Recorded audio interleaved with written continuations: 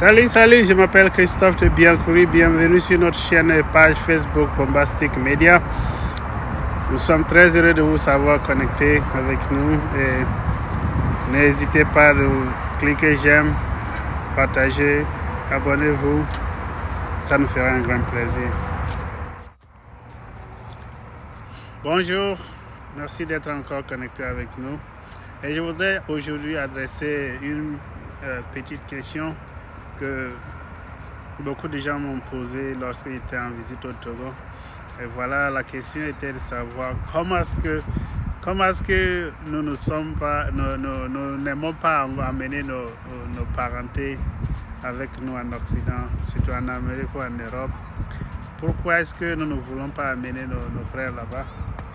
Et je voudrais vous donner 3 raisons pour lesquelles votre frère ou bien votre parenté en Occident n'est pas en mesure de vous amener avec lui.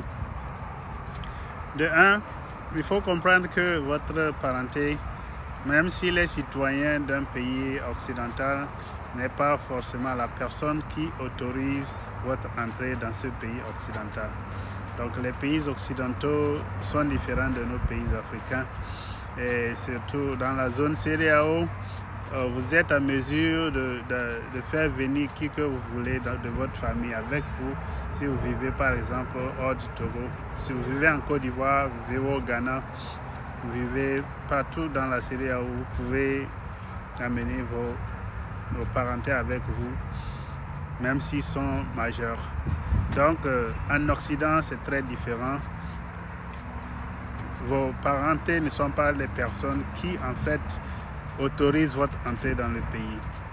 L'entrée dans un pays occidental est gouvernée par... C'est le gouvernement qui autorise cela. Donc, c'est pourquoi beaucoup de vos parentés ont des problèmes pour même initier le processus de votre immigration dans ce pays. De 2, il faut comprendre que la définition de famille est très différente entre les pays occidentaux et nos pays africains. En Occident, vous définissez la famille comme le papa, la maman, les enfants. On peut s'étendre un tout petit peu au grand-papa, à la grand-mère. Mais les cousins, les cousines, les sœurs, les frères, bon, ça c'est un peu difficile d'intégrer les longs bras dans la définition de famille en Occident. Donc, si vous êtes un cousin, si vous êtes un frère, si vous êtes une sœur, c'est difficile pour les pays occidentaux de vous intégrer facilement dans la définition de famille. Lorsqu'il s'agit de l'immigration, je veux dire, lorsqu'il s'agit de l'immigration. Donc, il faut savoir que nous sommes frères de sang. Mais si vous êtes majeur, si vous avez plus que 18 ans, même si vous n'êtes pas majeur, vous avez 17 ans, c'est pas facile pour votre frère de vous amener chez lui. Parce que, bon, il n'est pas votre père, il n'est que votre frère. Il a une famille séparée de ta famille, de toi-même. Donc il faut comprendre cela. De 3, je pense que l'immigration, c'est une question personnelle. Si vous avez un frère qui se débrouille bien en Occident, ce n'est pas sûr que vous puissiez vous sentir de la même façon lorsque vous serez en Occident.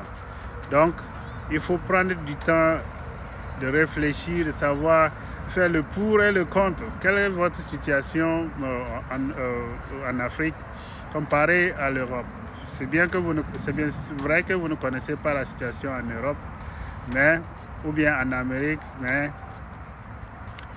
il faut comprendre certaines fois que certaines personnes sont mieux en Afrique, vivent mieux en Afrique qu'en Europe ou en Amérique. Donc, l'immigration est une question individuelle.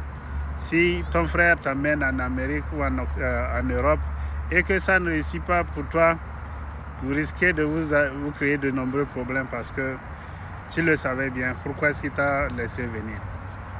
Donc, beaucoup de frères et de sœurs se séparent à cause de ça. Ils ne se parlent pas, ils sont dans de sérieux problèmes à cause de ce genre de choses. Le frère fait venir son petit frère ou bien sa petite soeur et à la longue, ils sont des ennemis jurés.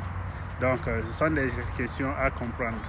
Donc, en Amérique, par exemple, s'il faut faire venir une personne qui n'est pas votre enfant, qui n'est pas votre maman ou votre papa, qui n'est pas votre femme, c'est que ça prend au minimum 15 ans.